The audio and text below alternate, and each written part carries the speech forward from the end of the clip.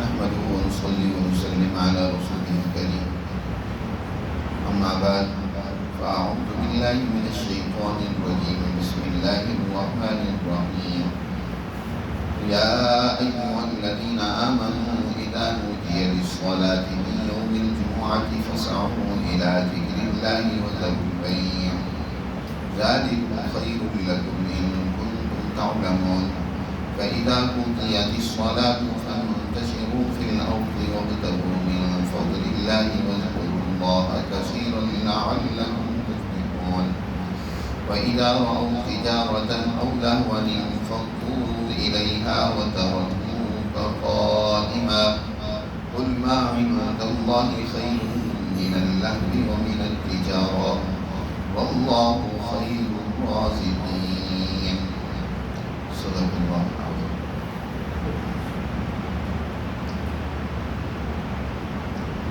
یہ سورۃ الجمعہ کا آخری رکوع ہے.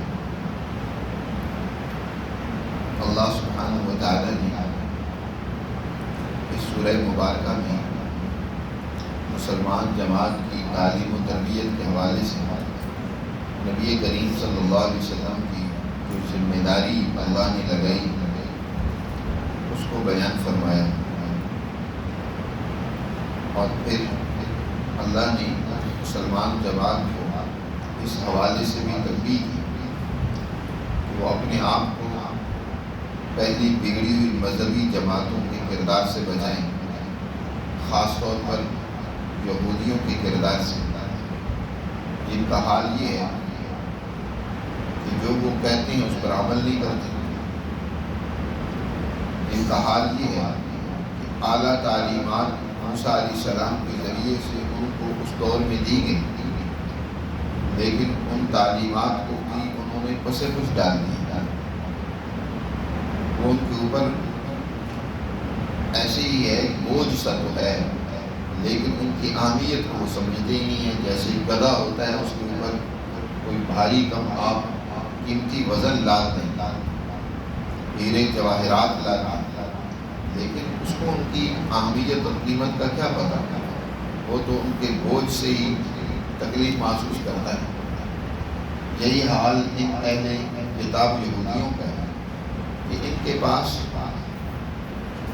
اعلیٰ تعلیمات موجود تھیں موسیٰ علیہ السلام کے دور سے لے کر نبی کریم صلی اللہ علیہ وسلم کے دور تک، لیکن ان کی اہمیت کو یہ نہیں سمجھتے، ان پر عمل نہیں کرتے. ان تعلیمات میں جو نبی کریم صلی اللہ علیہ وسلم کی عام اور آپ کے فرائض اور ذمہ داریوں کی پیشین گوئیاں کی گئی تھیں، ان کو بھی انہوں نے نظر انداز کر دیا، حضور کو جھٹلا رہے ہیں. اور حال ان کا یہ ہے کہ جن تعلیمات کو مانتے ہیں ان پر عمل پیرا ہونا چاہیے، ان کے لیے قربانی دینی چاہیے، جان بھی چلی جائے تو پرواہ نہیں کرنا چاہیے. ایک انسان کی سچائی یہی ہے کہ جس نظریہ، فکر اور تعلیم کو مانتا ہے اس کو پھیلانے کے لیے، معاشروں میں قائم کرنے کے لیے وہ کردار ادا کرتا ہے. مصلحت پسند نہ بنے، مفادات کو ترجیح نہ دے، اپنے ذاتی اور جزوی مقاصد اس کے پیش نظر نہ ہو، بلکہ اسے قربانی دینی چاہیے کہ جہاں بھی کوئی ٹکراؤ ہو جائے ذاتی اور انفرادی اور جزوی چیزوں کا اللہ اور اس کے رسول صلی اللہ علیہ وسلم کی تعلیمات کے ساتھ، تو وہ اپنی خواہشات کو ترک کر دیں. لیکن یہ اس طرح کرنے کے لیے قطعی طور پر تیار نہیں ہے. مسلمان جماعت سے کہا گیا کہ تم ایسے نہ ہو. اب یہاں سے اس آخری رکوع میں مسلمان جماعت کی جو تعلیم و تربیت کے لیے اللہ نے نبی کریم صلی اللہ علیہ وسلم کو ہفتے میں ایک دن لیا تھا. ویسے تو آپ صلی اللہ علیہ وسلم عمومی طور پر صحابہ کرام کی تربیت کرتے رہتے تھے، لیکن مجموعی طور پر آپ نے سب کے لیے ایک دن ہفتے میں مقرر کیا تھا کہ وہ سب اپنے کاروبار، کام، اپنی مصروفیات کو چھوڑ کر وہ ایک دن جمع اور حضور نبی کریم صلی اللہ علیہ وسلم سے آ کر تعلیم و تربیت لیں. اور وہ دن جمعہ کا جمعہ کا دن مسلمان جماعت کے لیے لازم ہے کہ اس کا زوال کے بعد سے لے کر جمعے کی ادائیگی تک کا جو وقت ہے وہ مختص کر دیں اپنی تعلیم و تربیت کے لیے، اور وہ مسجد میں پہنچے سب کام اور کاروبار اور اپنے معاملات چھوڑ کر۔ یہ مسلمان جماعت پر لازم کیا ہے، اور اس کا آغاز کچھ اس طرح ہوا تھا۔ جمعہ کو اسلام سے قبل یوم العروبہ کہا جاتا ہے۔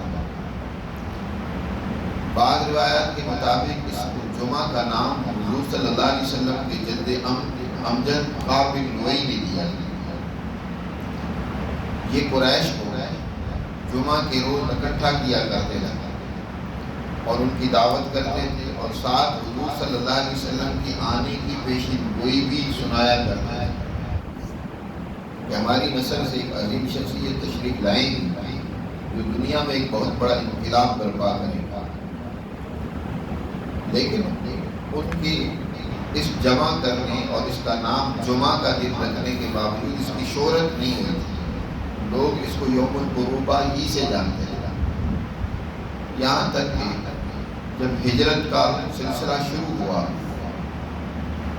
تو حضور صلی اللہ علیہ وسلم نے ہجرت سے پہلے جو کچھ لوگ انصار کے مکہ المکرمہ میں حضور صلی اللہ علیہ وسلم سے آ کر بیعت ہوئے سن 11 اور 12 میں، تو آپ صلی اللہ علیہ وسلم سے انہوں نے تقاضا کیا کہ ہمارے ساتھ کوئی معلم بھیجیں، کوئی مقری بھیجیں جو ہمیں تعلیم و تربیت دے، اور وہاں مدینہ میں مزید دعوت و تبلیغ کا سلسلہ وہ پھیلے۔ تو آپ صلی اللہ علیہ وسلم نے حضرت مصعب بن عمیر رضی اللہ تعالیٰ عنہ کو ان کی تعلیم و تربیت کے لیے روانہ فرمایا۔ حضرت مصعب بن عمیر رضی اللہ تعالیٰ عنہ کی وساطت سے مدینہ منورہ میں اسلام کو کافی فروغ ہوا، اور جو نئے مسلمان تھے ان کی تعلیم و تربیت کا سلسلہ شروع ہوا۔ صحابہ کرام جو مسلمان ہو چکے تھے ان کے ساتھ مصعب بن عمیر نے مشورہ کر کے ہفتہ میں ایک دن مقرر کرنا چاہا کہ ہم ہفتے میں ایک دن مقرر کرتے ہیں کہ جس میں سب مسلمان جمع ہوں، ہم اللہ کی حمد و ثنا بھی بیان کریں، اس کا شکر ادا کریں، نماز پڑھیں، اور ساتھ یہ کہ تعلیم و تربیت کا سب اکٹھے ہو کر اس وقت کوئی ایسا پروگرام رکھیں کہ سب لوگ تعلیمات حاصل کر سکیں۔ چنانچہ اس کے لیے مختلف مشورے سامنے آئے، جو آخری رائے ٹھہری وہ یہ کہ اس کے لیے جمعہ کا دن موزوں ہے۔ یہودیوں نے اپنے لیے یوم السبت رکھا ہوا ہے، ہفتے کا دن، اور عیسائیوں نے اپنے لیے اتوار کا دن رکھا ہے۔ تو ہم مسلمانوں کے لیے جمعہ کا دن زیادہ موزوں ہے، لہذا ہم جمعہ کے دن اکٹھے ہوا کریں۔ اس وقت جس وقت عام طور پر انسان کھیتی باڑی سے کام سے فارغ ہو جاتا ہے، زوال تک انسان عام کام کرنے سے فارغ ہو جاتا ہے، اس وقت سب ہم ایک جگہ پر جمع ہوں اور پھر وہاں تعلیم و تربیت لیں۔ چنانچہ اس کے لیے سب صحابہ اکٹھے ہوتے تھے، اور اسد بن زرارہ، سعد بن زرارہ رضی اللہ تعالیٰ عنہ، یہ انصار کے سربراہ اور صدر تھے، گویا ان کے عام فرد تھے۔ انہوں نے جمعہ کے دن دعوت کی، اور پھر حضرت مصعب بن عمیر رضی اللہ تعالیٰ عنہ نے خطبے دیے، یعنی وعظ و نصیحت کی، تعلیم و تربیت کی، اور دو گانا ادا کیا اور اللہ کا شکر ادا کیا۔ یہ مدینہ منورہ میں صحابہ کے مشورے سے جمعے کا آغاز اس طریقے سے ہوا۔ پھر نبی کریم صلی اللہ علیہ وسلم 13 میں ہجرت فرما کر مدینہ منورہ تشریف لاتے ہیں، تو آپ سب سے پہلے مدینہ منورہ کے اوالی اور اس کے ارد گرد قباء بستی جو راستے میں پہلے آتے تھے وہاں آپ نے قیام فرمایا، وہاں پیر کے دن پہنچے، اور آپ نے وہاں مسجد قباء کی بنیاد رکھی، اور آپ نے یہاں پیر، منگل، بدھ، جمعرات 4 دن یہاں قیام فرمایا۔ جمعہ کے دن آپ صلی اللہ علیہ وسلم فجر کے بعد یہاں سے روانہ ہوئے اور مدینہ منورہ میں آپ صلی اللہ علیہ وسلم نے ایک پلاٹ تھا سالم، قبیلہ سالم کا، وہاں آپ صلی اللہ علیہ وسلم نے قیام فرمایا۔ جمعہ کا وقت تھا تو وہاں آپ صلی اللہ علیہ وسلم نے صحابہ کو جمعہ کی نماز ادا کی۔ بہت سارے صحابہ اکٹھے ہو چکے تھے آپ کی مدینہ منورہ آمد پر، تو آپ صلی اللہ علیہ وسلم نے لوگوں سے خطاب فرمایا، واعظ و نصیحت کی اور پھر روزانہ جمعہ کا ادا کیا۔ یہ پہلا جمعہ ہے جو حضور صلی اللہ علیہ وسلم کی زیر نگرانی اور حضور کی امامت و قیادت میں ادا کیا، اور اس کے بعد سے پھر مسلمانوں میں یہ طریقہ رہا ہمیشہ سے کہ وہ جمعہ کے دن اکٹھے ہوتے اور آپ صلی اللہ علیہ وسلم ان کو تعلیم و تربیت دیتے تھے۔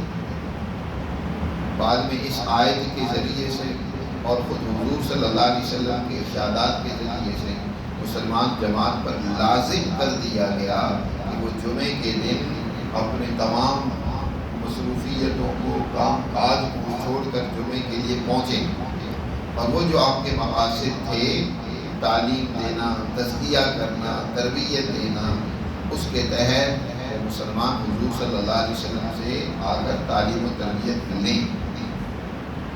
اللہ تعالیٰ ارشاد فرماتے ہیں، یا ایھا الذین آمنوا، اے ایمان والو، اذا نودی للصلاۃ، جب اذان دی جائے نماز کے لیے، من یوم الجمعہ، جمعہ کے روز، فسعوا الی ذکر اللہ، بس دوڑو تم اللہ کی یاد کی طرف، وذروا البیع، اور خرید و فروخت کو چھوڑ دو۔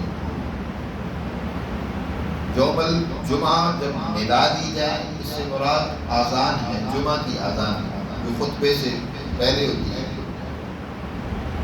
2 اذانیں ہوتی ہیں جمعہ کے دن، ایک تو خطبے سے پہلے اذان ہوتی ہے اور ایک اس سے آدھا گھنٹہ یا 15-20 منٹ پہلے اذان ہوتی ہے۔ یہ جو پہلی اذان ہے، یہ صحابہ کرام رضوان اللہ تعالیٰ علیہم اجمعین کے اجتہاد سے عثمان غنی رضی اللہ تعالیٰ نے اپنے دور میں شروع کی، اور یاد رکھیں کہ خلفائے راشدین کی امور اور کام وہ در حقیقت نبی کریم صلی اللہ علیہ وسلم کے ہی وہ کام تھے جن کی تکمیل خلفائے راشدین کے ذریعے سے ہوئی ہے، اور پھر خلفائے راشدین کے وہ کام جس پر صحابہ کا اتفاق ہو گیا کہ سب نے اس کو قبول کیا، ان پر اجماع ہو گیا، اب ان کے اوپر عمل کرنا ہر مسلمان کے لیے ضروری ہے۔ اس کے بارے میں یہ کہنا کہ حضور نے تو یہ کام نہیں کیا، صحابہ نے کیا، لہذا ہمارے لیے ضروری نہیں ہے، یہ دین کی نافہمی اور ناسمجھی ہے، دین کو نہ سمجھنا۔ کیونکہ حضور صلی اللہ علیہ وسلم کو اللہ نے بہت سارے جن امور اور کاموں کے لیے مبعوث فرمایا تھا، ان کی تکمیل حضور کی زندگی میں نہیں ہوئی، ان کی تکمیل صحابہ اور خلفائے راشدین کے دور میں۔ مثلا قرآن میں اللہ نے ارشاد فرمایا کہ ہم نے آپ کو اس لیے بھیجا ہے کہ لیظہرہ علی الدین کلہ، کہ آپ دنیا پر اس دین کو کیا کر دیں، غالب کر دیں۔ اور غلبہ دین آپ صلی اللہ علیہ وسلم کی زندگی میں مکمل نہیں ہوا، جزیرۃ العرب میں دین کی بنیاد رکھی گئی، لیکن غلبہ تو اس وقت ہوا جب صحابہ کرام نے کیسر و کسریٰ کی طاقت اور قوتوں کو توڑ کر اس کی جگہ پر دین اسلام کی شان و شوکت قائم کی۔ حضور کی بعثت ہوئی تھی دین کو غالب کرنے کے لیے، اور وہ غلبہ پورا ہو رہا ہے خلفائے راشدین کے دور میں۔ تو حضور کے اس مقصد کو خلفاء نے پورا کیا، تو حضور کا ہی کام تھا جس کو اگلے دور میں خلفائے راشدین نے پورا کیا۔ اسی طرح اللہ کا وعدہ تھا اس مسلمان جماعت سے کہ اللہ تمہاری حکمرانی کو اس زمین میں قائم کرے گا۔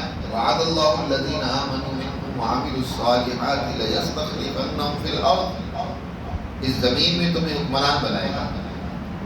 کما استخلف الذین من قبلہم وليمكنن لهم دینہم الذی ارتضی لهم، اور تمہارے دین کو، صحابہ کے اعمال کو اللہ نے کا دین کا وَلَيُمَكِّنَنَّ لَهُمْ دِينَهُمْ، صحابہ نے جو کام کیے خلفائے راشدین نے، فرمایا تمہارے اس دین کو اللہ مضبوط کر دے گا، طاقتور بنا دے گا، اس کو قوت دے گا۔ اور آگے فرمایا ارتضیٰ لَهُمْ، جس کو اللہ نے ان کے لیے پسند کر دیا، یعنی یہ دین خلفائے راشدین کے کام وہ دین ہے، وہ حضور صلی اللہ علیہ وسلم ہی کے اعمال ہیں جو صحابہ نے سر انجام دیا۔ اس لیے آج ایک بہت بڑا مغالطہ پیدا کیا جاتا ہے کہ یہ تو صحابہ کا عمل تھا۔ حضور نے خود فرمایا حدیث میں علیکم بسنتی و سنت الخلفاء الراشدین المہدیین، میری سنت کو اور خلفاء راشدین المہدیین کی سنت کو لازمی بنا۔ جو کام خلفاء راشدین نے کیا اور اس پر ان کا اجماع ہو گیا، اتفاق ہو گیا۔ مثلا چند ایک میں ذکر کرتا ہوں، مثال کے طور پر 20 رکعت پر صحابہ کا اجماع ہو گیا۔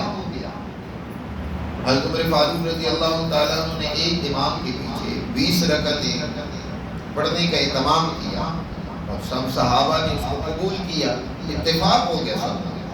اب کوئی باتیں کرنے لگ پڑے جی نہیں حضور صلی اللہ علیہ وسلم نے تو تراویح مستقل نہیں پڑھی، 3 دن صرف پڑھائی جی، اور مرضی ہے 8 رکعتیں پڑھ لو یا 20 پڑھ لو، نہیں پڑھنی ہے تو پوری پڑھنی ہے، نہیں پڑھنی تو ظاہر فرض تو نہیں ہے، سنت ہے، سنت کے چھوڑنے سے جو محرومی ہوگی وہ تو ہوگی، لیکن یہ کنفیوژن پیدا کرنا کہ جی متعین نہیں ہے 4 پڑھ لو یا 8 پڑھ لو، یا وہ تہجد کی روایات کو تراویح کے اوپر فٹ کر کے، وہ حضور صلی اللہ علیہ وسلم تو 8 رکعتیں پورا سال پڑھتے تھے، وہ صرف رمضان میں نہیں وہ غیر رمضان میں بھی پڑھتے تھے۔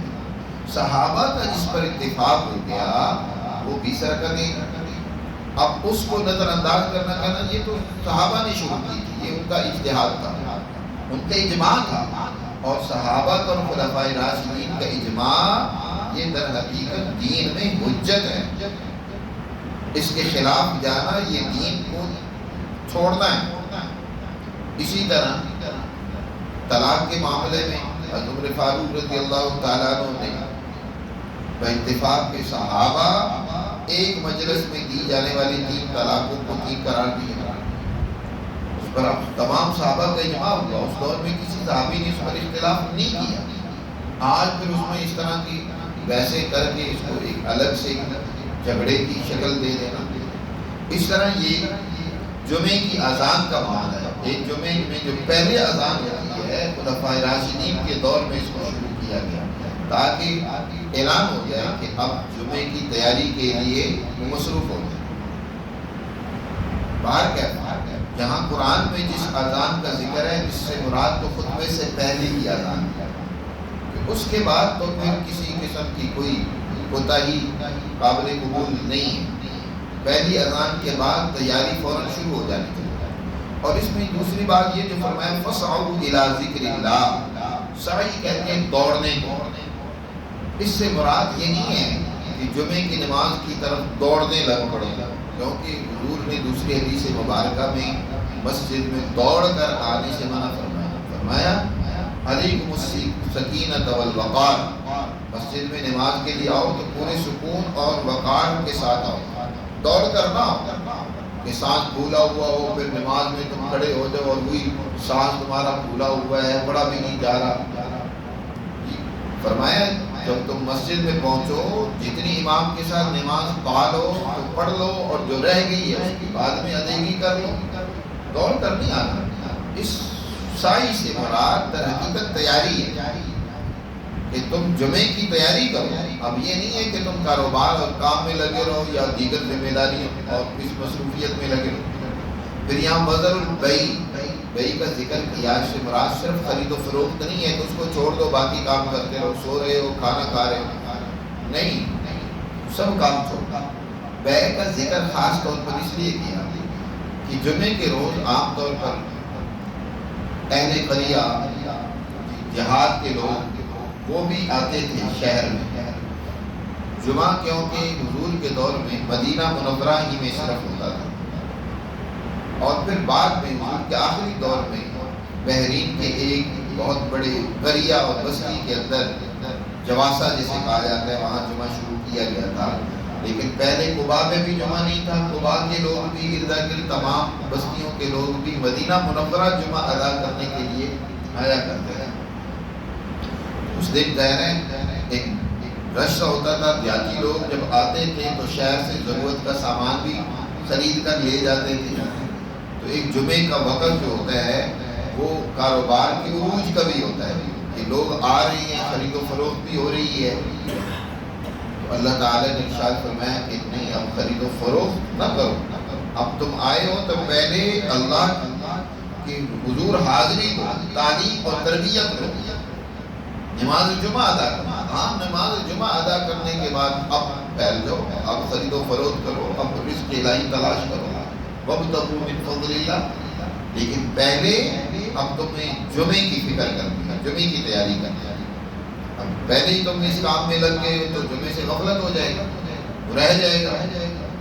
اس لیے فرمایا وذروا البیع، خرید و فروخت کو چھوڑ دو اور جمعے کے لیے پہنچو۔ ذالکم خیر لکم ان کنتم تعلمون، یہی تمہارے لیے بہتر ہے اگر تم حقیقت کو سمجھو، حقیقت کو جانو تو یہ کام تمہارے لیے بہت بہتر اور فائدہ مند ہے۔ اس لیے جمعے کے دن کھانا بھی جمعے کے بعد مستحب ہے۔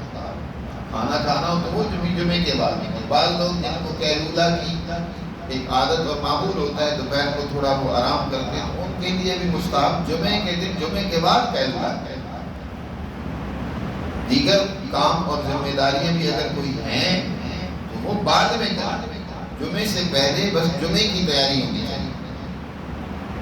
جب جمعے کا وقت قریب ہو اور اس میں غفلت نہیں برتنی چاہیے۔ نبی کریم صلی اللہ علیہ وسلم نے بڑی تنبیہ فرمائی، فرمایا جس نے 3 جمعے بغیر کسی عذر کے چھوڑ دیے، اب اللہ سے اس کو ڈرنا چاہیے کہ لَيَخْتِمِنَ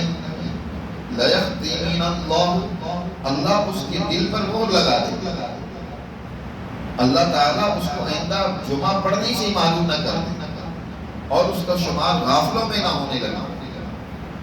اس لیے جس کے 3 جمعے ایسے ہی رہ گئے پھر آئندہ اس کو جمعے کی توفیق نہیں ہوتی، وہ غافلین میں سے شمار ہوتا ہے، اللہ اس کے دلوں پر مہر لگا دیتا ہے۔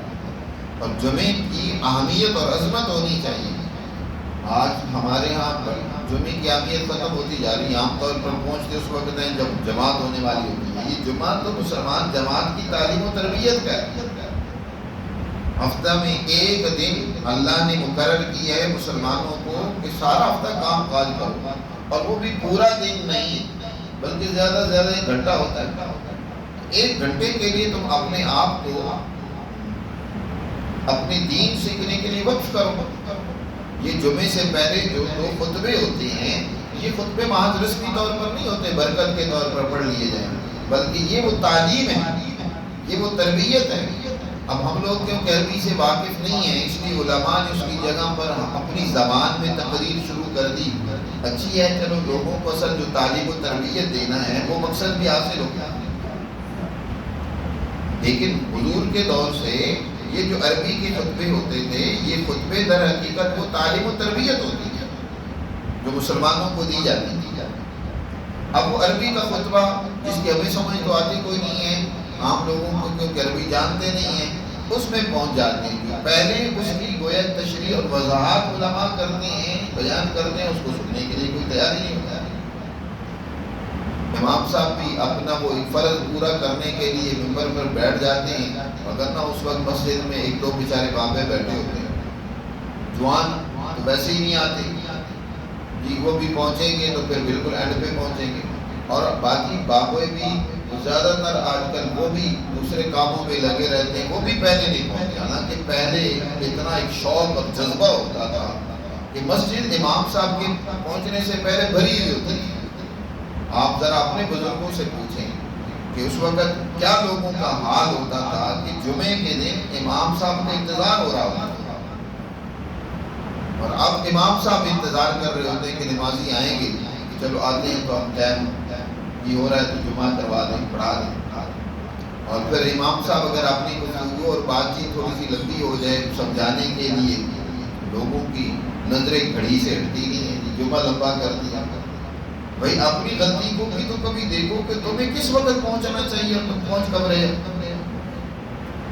بس ایک صرف ذمے سے فرض ادا کرنے کے چکر میں جمعہ کا ہم نے فرض ادا کرنا ہے. اصل مقصد جمعے کا ہے اس سے تو معلوم ہو اس کی کتنی فکر ہے. اللہ نے اس دن تو 4 رکعتوں کی بجائے 2 رکعتیں رکھی ہیں. 2 تمہیں چھوڑ دی کہ تم ان 2 رکعتوں کی جگہ پر تعلیم لو. اصل تعلیم و تربیت اس کی جگہ پر خطبے رکھیں. نماز کم کر دی ہے لیکن اس کی جگہ پر تعلیم و تربیت کو لازم کر دی ہے. وہ تعلیم و تربیت کو ہم لیتے نہیں ہیں. بات سننے کے لیے تیار نہیں ہوتا. بس صرف نماز پڑھنے کو ہم سمجھتے ہیں کہ بھئی ہم نے جنت کما لی, ہم کامیاب ہو گئے. آج عمومی طور پر صورتحال ایسی ہے کہ تعلیم و تربیت کے لیے ہم تیار نہیں ہیں, بلکہ ہم تو امام صاحب کی اور اپنے مولانا صاحب کی تربیت کرنے کے لیے تیار ہوتے ہیں. ان کو چاہیے کہ وہ مقتدیوں کی تربیت لیں, وہ جیسے کہیں مقتدی امام صاحب کو ویسے کرنا چاہیے. ایک عالم سے جس نے ظاہر تعلیم لی, ایک تربیت لی, ایک طویل زمانہ مدارس میں اساتذہ کی نگرانی میں بزرگوں کی نگرانی میں گزارا, اب وہ اپنی عوام کو اپنے اہل محلہ کو تعلیم و تربیت دے رہی ہیں. ہم سمجھتے ہیں نہیں ان کو ہماری تربیت میں آنا چاہیے. جو ہم کہہ رہے ہیں وہ ان کو کرنا چاہیے. جو یہ کہہ رہے ہیں وہ تو بس ایسے ہی ہے, یہ مولویوں کی باتیں, یہ مولوی باتیں کرتے رہتے ہیں. اتنی افسوس کی بات ہے کہ آج ہماری نظریہ اور فکر اور سوچ میں کتنا فرق پڑ گیا کہ ہم اپنے آپ کو تعلیم و تربیت کے لیے پیشی نہیں کرتے.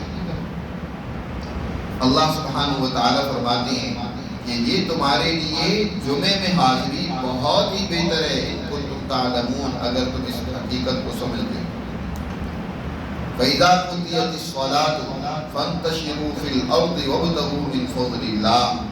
اور جب نماز ادا کر دی جائے اب زمین میں پھیل جاؤ, اب اللہ کا فضل ڈھونڈو اور اللہ کو کثرت سے یاد کرو, شاید کہ تم فلاح اور کامیابی کو حاصل کر سکو.